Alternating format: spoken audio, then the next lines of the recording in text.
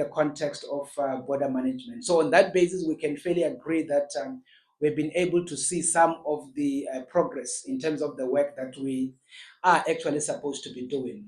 The critical issue is to ensure that we implement all of the issues that we discuss in this particular conversation, particularly the work that is being done by the technical team on the ground.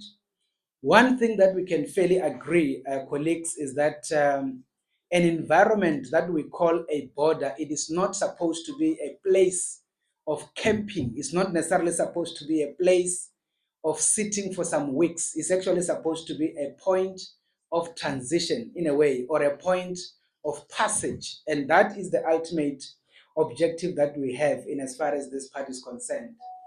The issues in terms of the historical collaboration that we have had between ourselves as jurisdictions are fairly much well documented, and that should not necessarily be considered as a critical challenge.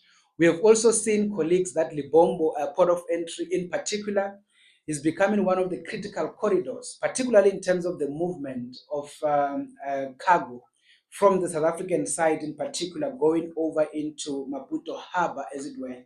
We have also seen, even in terms of figures, that Lebombo is starting to challenge Beit Bridge, which happens to have been the biggest corridor into the continent in terms of the numbers of the trucks that we mainly facilitate through this particular port. I think you will fairly be aware that we are looking at an average of around 1,500 to 2,000 trucks on a day that are fairly facilitated in this particular environment.